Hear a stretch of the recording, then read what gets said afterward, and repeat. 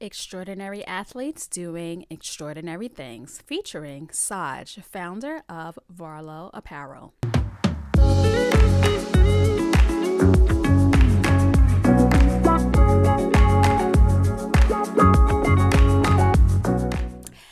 Hey everybody, welcome back to another episode of the Runway Podcast. I am your host, Kim.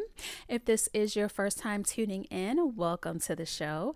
If you are a return listener, welcome back to the show. I truly appreciate you tuning in week after week. If you haven't already done so, please be sure to subscribe to the show on your favorite podcast app so you are notified each and every time I upload a new episode. Also, make sure you're following us on Instagram. It's at The Runway, Twitter at The Runway, Facebook at The Runway. And if you want to watch the show on YouTube, you can search for The Runway, but it's on my YouTube channel, Straight Kim. So you can find the show there.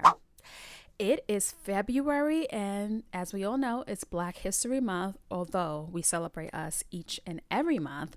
But for this month, I wanted to highlight extraordinary athletes who are doing extraordinary things. And first up on the show, I have Soj Jibowu. He is the founder of Varlo Apparel, which is a cycling and triathlete brand. So they mainly sell clothing for triathlons and cycling, and they also have a line of accessories as well. They have a pretty dope ambassador program, which we will chat about on the show, as well as they have sponsored athletes, which is great for a new up and coming brand. So let's get into the interview. All right, please welcome Soj Jibowu, founder of Varlo Apparel, to the Runway Podcast. How are you? I'm doing really well. Thanks for having me. This is awesome. I appreciate it. Of course. Thank you for being on the show. So Awesome. tell us a little bit about yourself. Where are you originally from? Yeah, so I was born in Nigeria, and then my parents and I we immigrated to the country when I was about 5 years old, and we were in Huntsville, Alabama. They were in college, ended up in Michigan, and then where I went to college myself, and then moved to Philadelphia, probably like right around 6, 7 years ago. I know one person in Huntsville, Alabama.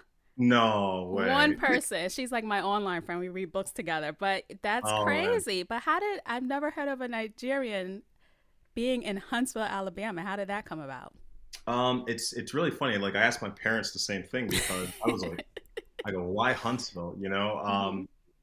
And it actually turns out that at the time when my parents were in Nigeria, there were all these agricultural scholarships for students abroad, and so my father had applied for them, and he was one of the ones selected to go to Alabama A&M University, and so Wow. I remember being, I remember actually being in Alabama and just seeing a lot of Nigerians. There's obviously like a lot of Nigerian friends that, you called everyone uncle. Hmm. And and I thought it was normal until I grew up and I would tell people like, oh yeah, I was in Huntsville, Alabama. And they were like, what? Like, why there?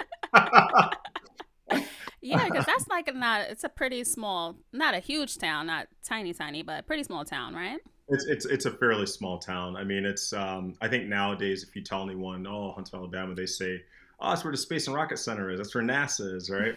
And you kindly reply, yes, that's exactly where it is. Interesting. So, but I mean, it was, I think ultimately going to Michigan, where I did a lot of my growing up, where I went to college, spent my collegiate career, and then afterwards, still lived for probably like around 8 years, or maybe it was 9 years after college, to eventually move to the East Coast. It's been fun. It's been a pretty fun road of travel and getting to see and explore and meeting different people from different areas. It's been fun. Hmm. So, how long have you been in Philly? I've been in Philly roughly 6 years, 6 to 7 years, I'd say. I remember when I moved, it was like in January because my birthday was right around the same time, and it was super cold. And and Philly has been awesome. I think the East Coast in general has been awesome. In Philly, you're in between DC, Maryland, and New York, so you have all this like cross migration of like culture from these like cities, and you just don't get that in Michigan. And so Hmm. it's been awesome. It's really been a lot of fun.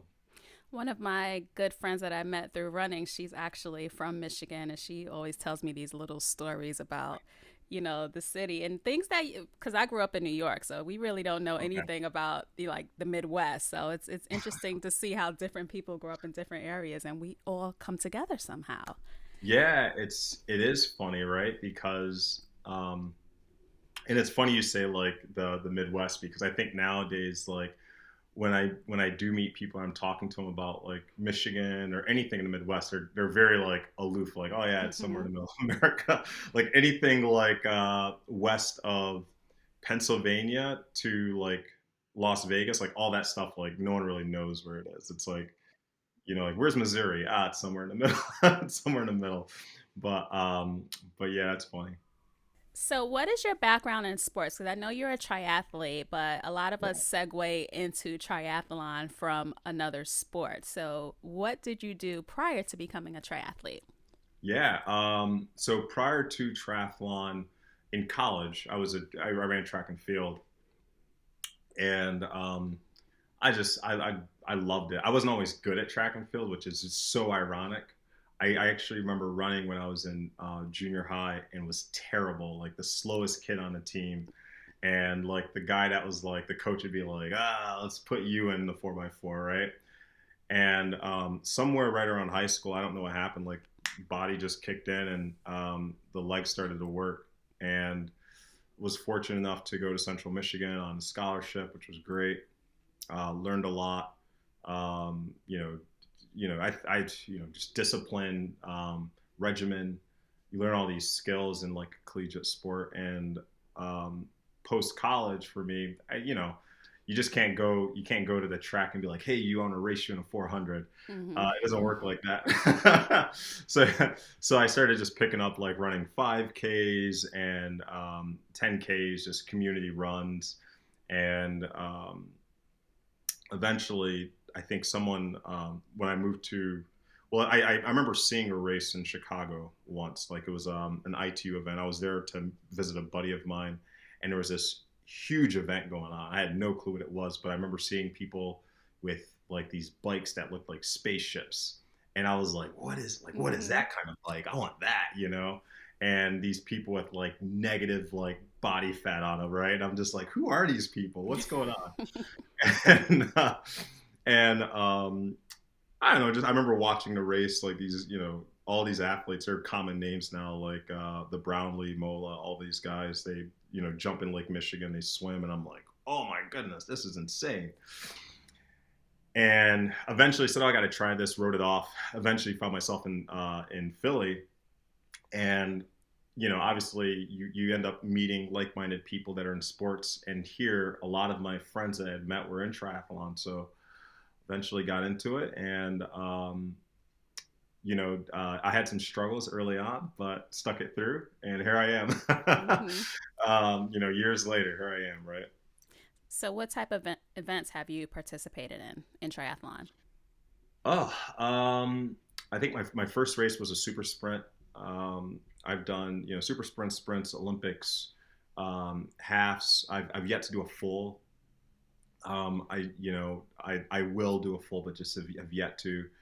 And it's been fun. I think if I were to say what I've enjoyed the most, I think that balances training, hours and commitment with just like, again, that being that speed demon person in the back of my mind. I love going fast, love going fast. So I love sprints just because it's like, I don't know, like I feel like you can actually sprint in a sprint. Like you can be like mile two of the run part, and you are like sprinting against someone, racing them. I like that. I've just not built that endurance yet for long course. So I think Olympics and sprints are just awesome. They're just fun to me. I think when you're doing a sprint as well, like your adrenaline is just constantly going. Like when you're doing like a 70.3, you have that break on the bike and you're going, but you're like Yeah. cruising. But like a sprint is like you're on it nonstop. Oh, it is. It is go go go go go. And I think like in a sprint, for instance, a sprint is the only out of the the courses or the lengths, the sprint is the only one where I feel very, very confident going all out in the swim because I'm not a swimmer by background. So typically I conserve like energy and just kind of like, like kind of walk it until later on. Yeah, the swim in a sprint's like the only distance that I feel like I can go all out in, and I can go all out on the bike and then, sprint over, put on my shoes and just put it in the fifth gear and just have some fun, right? So yet to feel that confident in an Olympic or a long course race. Now, I saw that you did AC 70.3. Yes, yes, I yes. did that one as well. Oh goodness, yeah, you were there. Okay, No, no, no. um, I did the inaugural. I think you okay, did it like last year, the year before, right? correct, correct, correct, Yeah, so I correct. did the inaugural. How did you like that course? Um, the course is great. Like, the course was great. I think for that particular race, it was raining for the bike, and so Ooh. that was not fun by any stretch. I remember like after the race, I had like water inside of my tires. Oh. So like I had to like you had to do this funky thing to drain the water out of your carbon tires, and but the other than that, the course itself is awesome because the bike is super flat. You have one little technical portion, and then the run is great because it's your majority of it's on the boardwalk, so you have great spectators. You can pull some energy from the crowd, and it's awesome. It's fun. It's AC, right? And so it draws a lot of people, and it's good times. See, when I did that run on the boardwalk, it was so hot that day. I was miserable. It was like what that I did Ironman Eagle Man as well in Okay. Maryland. Yeah. That one was like 95 degrees as well on the run. I was miserable on both my races. So, yeah. I've heard that. I've heard in Maryland that is a very, very hot course. It is absolutely miserable and there's no shade. It's like Ooh. it's a great course because it's flat. You know, you can go fast on the bike and if you can deal with the elements, you can succeed in the run, but Yeah. yeah, it's a little bit too hot for me. Oh goodness, that's funny. Good But races though for I newbies. was I actually signed up for it in 2020, but in lieu of COVID, it was canceled. Hmm. And I remember asking around, just in the triathlon community, asking friends. I think I posted on Instagram like, "Oh, I'm signing up for this race," and everyone's like, "Oh my gosh, you're gonna burn up! It's so hot!" It is Like, so hot.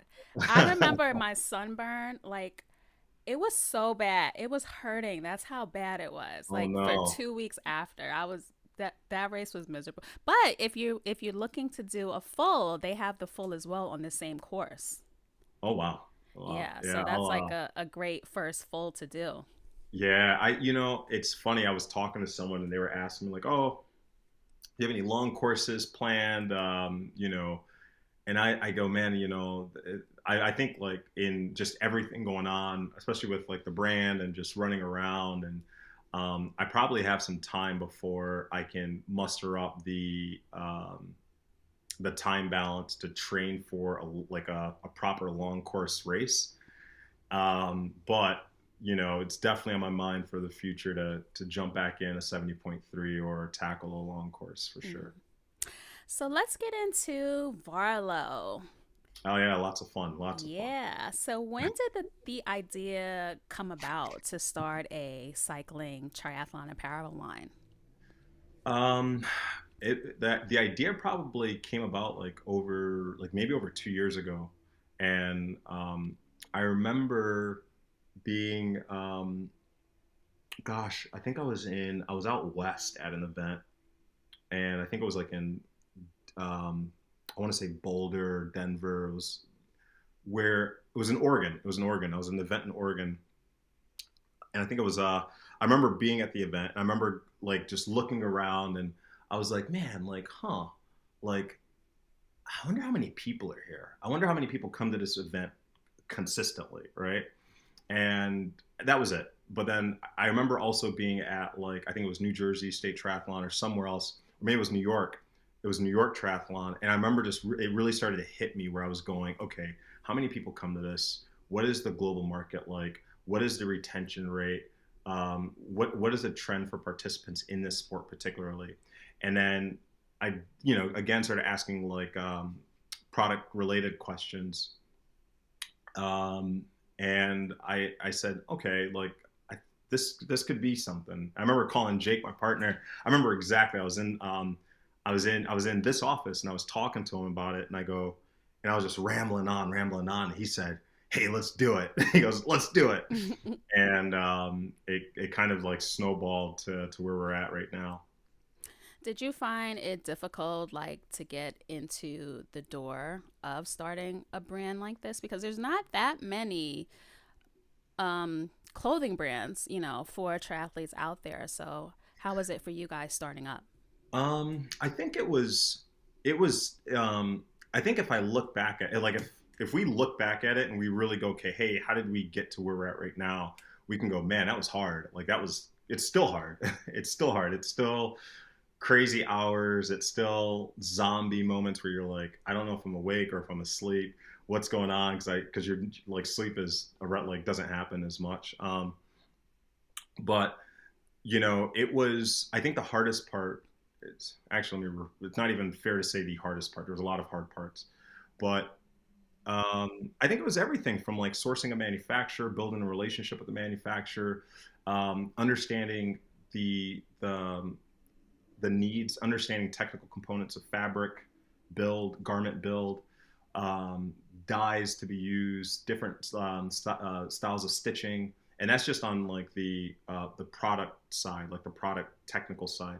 The other side is like the actual marketplace itself, to Hmm. understand where you should allocate resources, how the community will absorb product, and the whole the whole trend of it. It's been an interesting road, but I think ultimately we're so ingrained in it and we're so just dug into it that you almost want to say, man, this was easy, but it wasn't.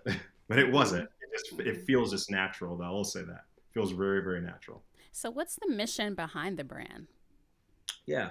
That's a good question. And the ultimate mission is to build the will of athletes. I think if you look at triathlon's very, very interesting. It's an interesting sport where you have these amazing, talented athletes, like just insane talented. You can jump in Lake Michigan and you can swim, just about a mile and a half. You can, you know, um, turn around, get on a bike 20 plus miles, put on some shoes and sprint like a, 6.2 miles. To be able to do that at that level that you are able to see with athletes, it's astonishing. And I'm from the field of like running a 400 in 46 seconds, and people going, "Oh my God, that's so amazing! That's so cool!" And I'm like, "Nah, you got to look what these guys can do." Hmm. And the one thing, it's difficult. It's very, very difficult for athletes, even if you're a age group amateur athlete or you're a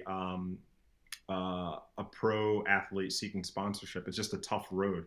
So um, the brand's job is to instill the will of athletes to conquer those goals. That's what we focus on very, very um, deeply. Um, with the brand, we always say like, hey, if we focus very, very narrow and deep, we're able to really do what we want to do.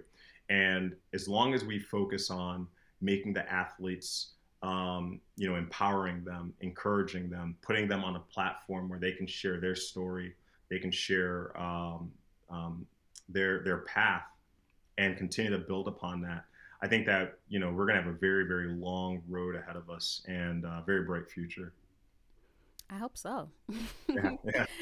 So I was cruising your socials Hmm? and I am loving just the whole aesthetic of your socials, of your site, your brand as a whole. So are you heavily involved in the design process of your products? Yeah, I would say yes, especially as a startup, right? Like as a startup, it is we're always looking of ways to become like to be efficient and execute very, very well. So fortunately, I love design. I love aesthetics. I love like the little minor details. Um, Jake, my business partner, he is a digital designer. Like that's what he does. He's an artist. Mm. And so when we first came up with the idea of the brand, there was a lot of thought that went into like the aesthetic. What emotion do we want people to feel and take from the brand? That's really important to us.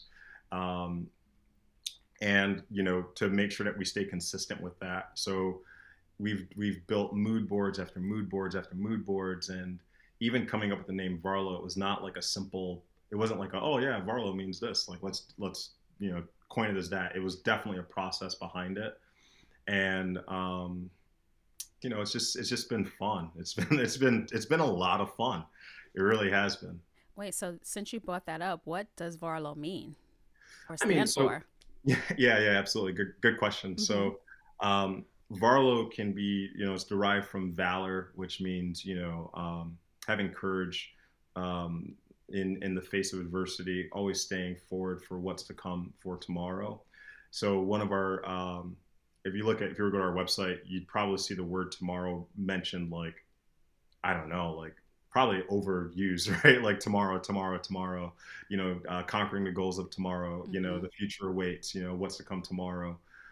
We really want to just focus on, you know, achieving what is to come, making sure people are empowered for what is to come, the goals ahead to come, the challenges ahead, staying the path of what's to come tomorrow.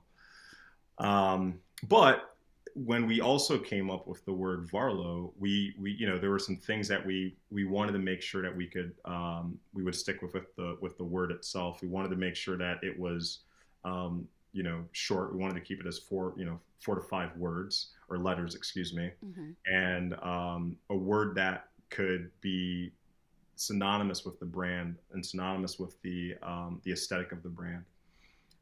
That was also important.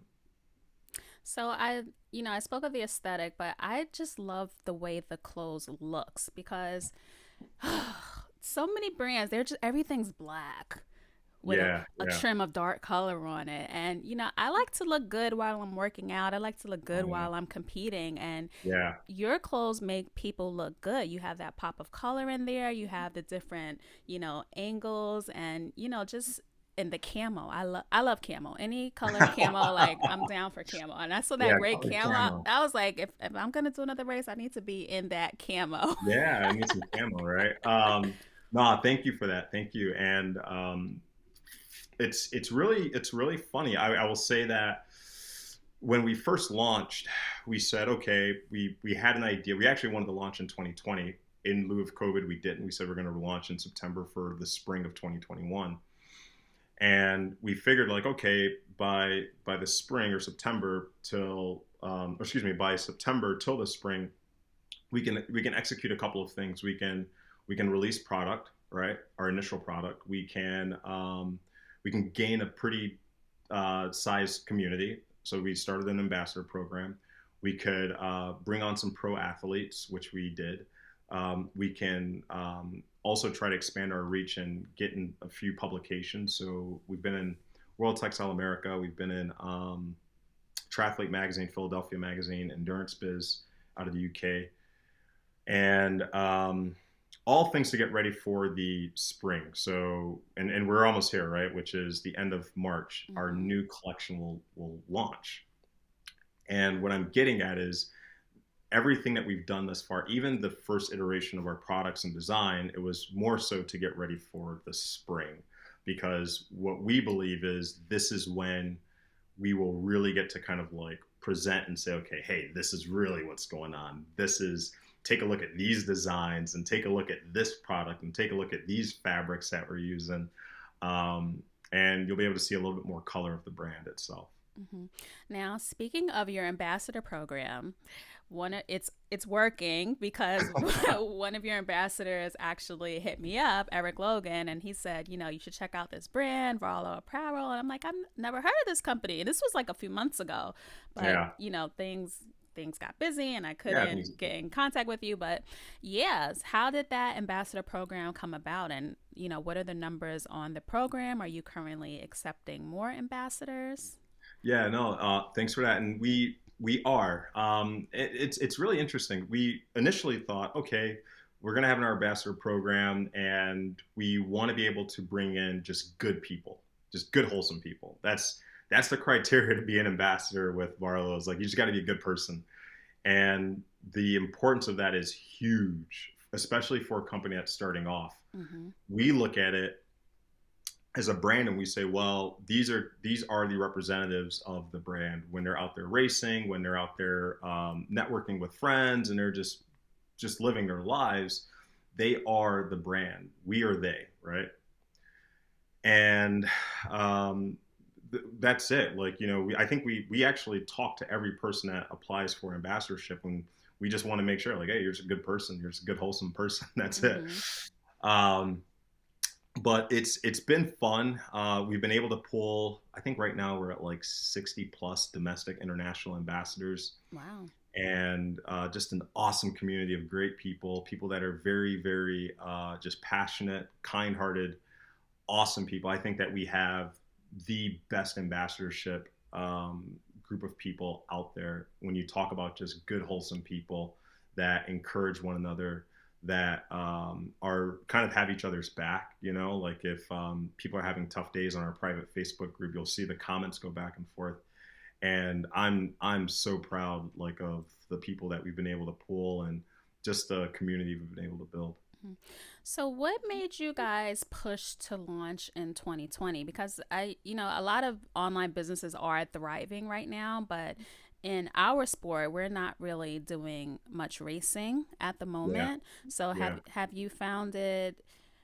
I mean, I'm sure it hasn't been easy, but I'm sure in the ambassador program, I'm sure it helps to get the word out. But has it been more difficult for you all doing during this time?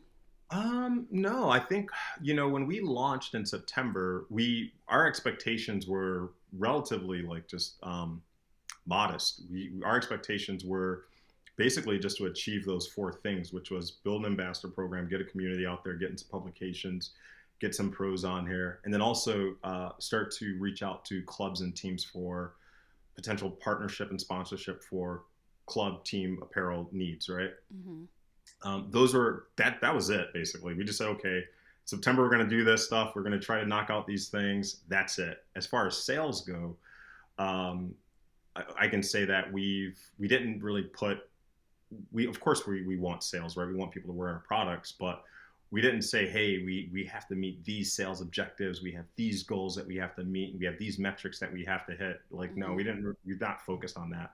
I think that the beauty of COVID is that it's allowed kind of a reset to the marketplace.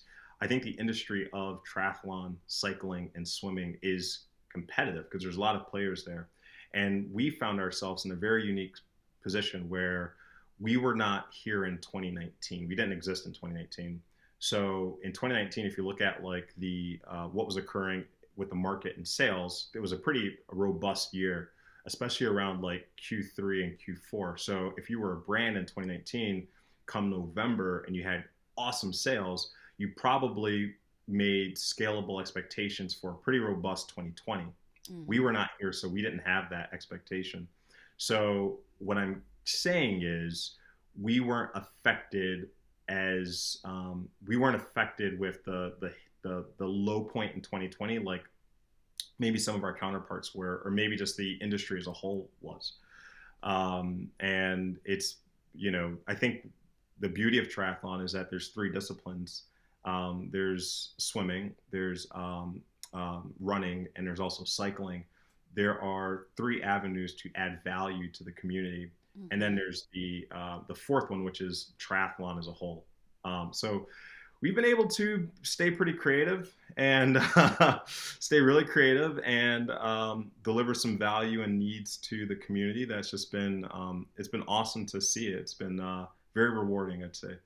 So, how does your clothing stack up against other brands? Because I know when I started, I probably tried out at least 4 or 5 brands, and Yeah, one worked for me. That I liked yeah. the quality of the clothes, the fit of the clothes. They worked while I was actually working out and competing. So, like, what makes your clothing great? Why should we buy Yeah, your absolutely. clothes? No, absolutely. No, it's great. I think that the first thing that stands out whenever you are delivering anything, and even when you walk up to someone and you say, "Hey, how are you? My name is Saj," or "Hey, my name is Kim," or the first thing that people will receive will be the visual. Mm-hmm. That's the first thing that people take, and from that visual, it then trans into emotion, which is how does that make you feel? So again, we put a lot of focus on our visual aspect of not just the ethos of the brand, but our products, right? So if it looks good, you'll feel good. So there's a lot of emphasis there. But then when it comes to the actual quality of the product, like how does it, the sewing that you use, the padding that you use, the actual fabric that you use, I think we excelled there. We found ourselves in a position where we work with some pretty awesome manufacturing partners. Like they are just awesome. And again, in light of COVID, we found ourselves in a position where we were able to, work with people that maybe we would not had the opportunity to work with before because of COVID. Mm-hmm. So I feel very confident and comfortable to say that like our manufacturers that we work with, um, they supply for everyone. We have access to over 300 pieces of fabrics. We have access to over 40 different paddings, elastic interface. All of our stitching is made with French interlock stitching.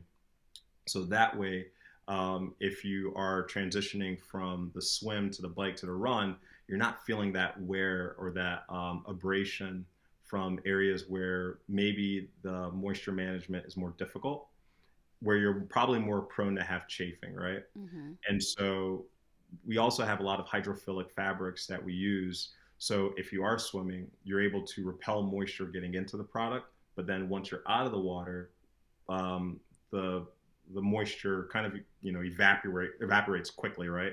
So triathlon's a very interesting sport, unlike let's say like basketball, hockey, or golf or something, where you want to get in the water and you want to go really, really fast in water, right? And so you don't want the fabric to absorb a lot of moisture. But then once you get out of the water, you want the fabric to expel a lot of the moisture, right? Mm-hmm. And so it's a really tricky craft to do that really well. And so a lot of our fabrics, they're made with ceramic material on the outside, coal black technology. I mean, I can go on and on. It's fun. It's fun to me, right? And so, and we're coming out with some really cool stuff. Probably that you could expect right around Q3 this year. And so, yeah, a lot of fun. Mm-hmm. So you mentioned that you have been sponsoring pro athletes. Hmm. How does your sponsorship program work, and what type of athletes are you looking to bring on to the company? Yeah, absolutely. We again, I think with our pro athletes, kind of like similar to our ambassadors, we just want like good people, right? I was texting with one of the pros this morning about like sizing, like, hey, like, what do you think about this or what do you think about that, right? We have like this friendship relationship. It's less of a business. Hey, you do this, I expect this. It's more of like we're all friends, to be honest with you.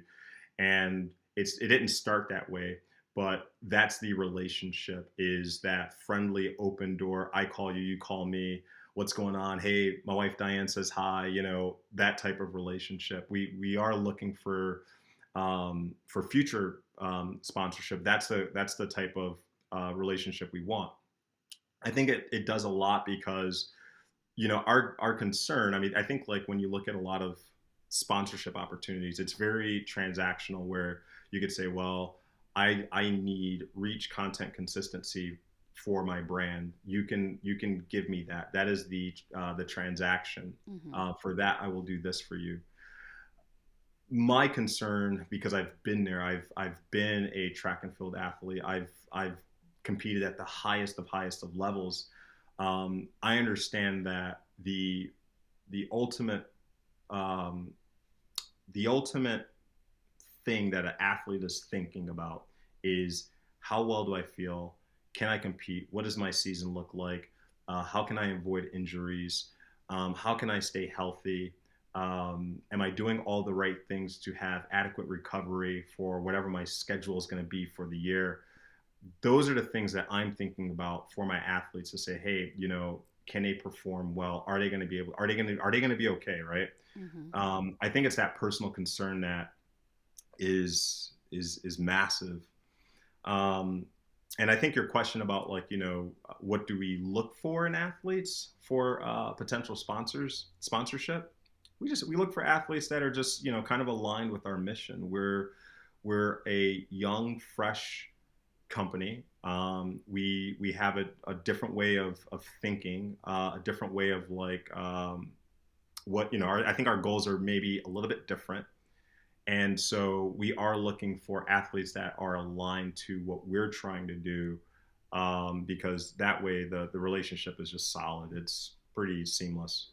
Now, would you consider sponsoring some amateurs? Because there's some amateurs out there that are, doing their thing and they might look good in some Varlo. So, Yeah, absolutely, absolutely, and without a doubt, I think a pro card is not necessarily like a given criteria that you have to meet to be a sponsored athlete, right? I do believe that there are some other check boxes that we just want to make sure. And, again, our thought is always, the consistency part. mm-hmm. And so consistency becomes like a really focal point when we look at, how the sponsorship relationship can work. And I think if, it's just like anything, right? Like if you look at athletes, what separates one good athlete from like an amazing great athlete Mm-hmm. is that consistency, right? If I give you the ball at you got 2 seconds left on the clock, what are the odds that you're going to take a shot and it's going to actually go in? Is the consistency rate that person has displayed in the past. So we do look for that consistency element with any athlete that we would consider sponsoring. Mm-hmm. You don't have to have your pro card. You just have to be relatively consistent. Okay. So, you hear that, people? Be Absolutely. consistent and hit up Soj to get that sponsorship going. So I know you guys have other products. You have flip flops, mugs, journals, the laptop sleeve. I really like that, and Ooh, that's nice. your hats with the print on the brim. Yeah, That's yeah. dope. I love that. It's fun stuff. It's Yeah, fun. and you have towels, all kind of stuff. So are you going to venture into or bring out any other products, i.e., for runners? Because I'm a runner. Some dope tights would be nice. Yes. We are, and I think our ultimate goal when it comes to products and delivering value for the community, we're constantly trying to balance out. And again, as I was talking to like Jake, my partner, this morning. I was like, "Oh man, we've been doing this," and he's like, "Man, we've only been live for like maybe not even 6 months." Mm-hmm. And it's like, "What, really?" Like we think about that sometimes. And so we definitely have like a strategy plan as far as releasing products. What stage we want to be within the organization to venture into this product line and this product line and this product line. We stick to that pretty. It's almost religion to us, that strategy. And but those products are coming. Running hats are coming. Well, Leggings I'm putting my are vote in for the camo tights. So coming. when those drop, I'll be your first order on those. What color? What color? You tell me what color. I'm taking. I like the black and like the subtle gray. And Ooh, that I like that too. I yeah, like that too. and I like that. I don't really wear white tights, but I like the white and gray that you have on your tri kits. That would be dope as well. And Yeah, and my yeah. favorite color is red and blue. So anything Okay. red and blue, I buy. Okay. All right. Good to know. Good to know. It's really funny. I think like we had like a call like with our ambassador team, and we actually it was like a call with just a couple of them because we were discussing women products, right? hmm And so everything that we do, the goal for everything that we roll out, it's been well vetted. It's not just like, hey, we were thinking like we should do this. We'll do for swimwear, we'll do chlorine tests, we'll do washer dryer tests, we will do abrasive tests, and then obviously we'll do calls where we're just looking at colorways and all those things. But I can say that when we do hear things like, oh, like camo, red on red and blue on blue, or like, black on gray, like the cool thing about us is that like we do that stuff like tomorrow. Like we'll hear like ideas and we'll be like, Mm-hmm. oh, let's start working on that tomorrow. Like let's start working on that like after lunch. That's dope. There's a And then need for those things because people want to look good while they're oh working yeah, out, And absolutely. I can't buy one more pair of black tights. I'm over it. Over Well, it. it's yeah, it's I think it's good to be unique. I think it's really good to be unique. It's good to have unique products that stand out a little bit because, how else are you going to define yourself to be something different, right? Exactly. You know what I wish that I had when I was doing triathlons? Because I run in compression sleeves. Okay. And I would race in the compression sleeves. I would swim in them because you can't like Hmm. put them on while you're in transition. You'd be there all Yeah. day. So Yeah. I wish there was like some kind of waterproof transition sleeve, that great material that dry quickly. That would be pretty Mm. amazing. Interesting. Yeah. Interesting. A transition sleeve I know dry. people probably thought I was crazy swimming in my sleeves, but that's what I had to do, right? Because I needed to run. I always have shin problems, so I have to run in the compression sleeves. So, Okay. yeah, Okay. that would be. Interesting. Interesting. Interesting. It's hmm. That's something to think about. There's so like there are so many like little like ideas that come up where you're like, oh, like I never thought about that. Mm-hmm. Let's put that in production. And I think the cool thing is that there's nothing that we can't create. Like we can create almost anything. We can create anything. So it is so much fun. I think that's the part that just kind of like that creative element that just makes this like, yeah, it's hard waking up at 4 o'clock. It's hard going to bed at 2 o'clock, and you're kind of like, you're living on caffeine. But it's so much fun to be like, you look at the colorways and you look at the designs and you're like, oh my gosh, look what we have, and you see the response from people. It's insane. Mm-hmm. So, is Rewarding. there anything else that you want to share with our audience about Varlo? Yes, I would share that we are still taking ambassadors. So definitely go to varlosports.com, go all the way down to the footer of the page. You'll see ambassadors. Click to apply. Um, we are an awesome, awesome, awesome group of individuals. So we have a great community, and Reggie Waller actually runs it. We are taking domestic and international ambassadors. And then also look for our spring collection that will be launching, I will say, end of March, early April. That is going to be a ton of fun to roll out. So that's coming relatively soon. Look for a sneak peek either on Instagram or Facebook. I think we're probably going to drop a teaser in the next coming weeks. So fun stuff. I can't wait to check it out.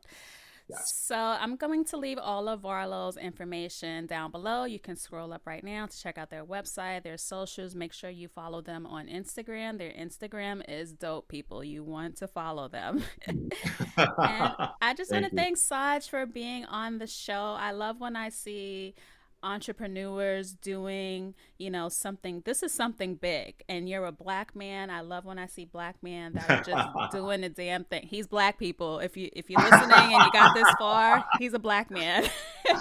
He mentioned he was from Nigeria in the top of the show. So yeah, I just love to see us doing it, and you're definitely doing it. And I know that there'll be big things to come for Varlo in the future.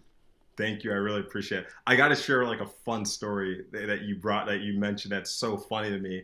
One time we had, I think it was like in September, our press release came out. We did a press release, and the press release is, black owned triathlon cycling brand. And someone had shot a message to us. And I think they went to either our website or they were on our IG or something. And they were like, hey, is this really black owned, or is this like, is this, I don't believe it. Is this really black owned? And we were like, so I shot the message to Jake. Jake and I are looking at it. I think I sent it to Reggie too, and they were like, "Oh man, this is funny." And of course, we responded like, "Yeah, it is black owned, but thanks for reaching out and your inquiry." But Yeah, it is Black owned, everyone.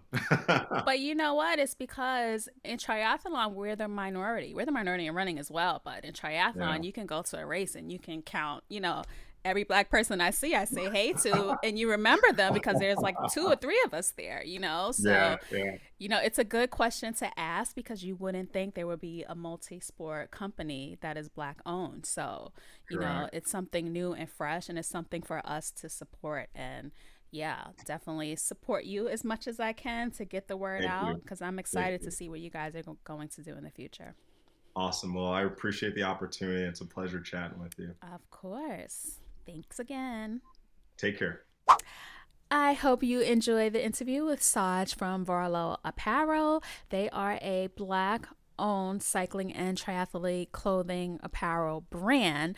And I love chatting with entrepreneurs, especially Black entrepreneurs. And I always love to lend my platform and support you entrepreneurs in any way that I can. So again, thank you, Saj, for being on the Runway podcast. I appreciate you taking your time out to chat with me. And I will catch y'all on the next one. Y'all like my little dance? If you're watching this on YouTube, you see I do my little dance every week. So again, I will catch y'all on the next one. Later. Thank you so much for tuning into the show. Be sure to subscribe to The Runway on your favorite podcast app and leave us a review of the show on Apple Podcasts. It would really help me out. If you are a runner that has a story to tell and you would like to be on the show, you can email hello@therunwave.com or send us a DM on Instagram to The Run Wave. See you next time.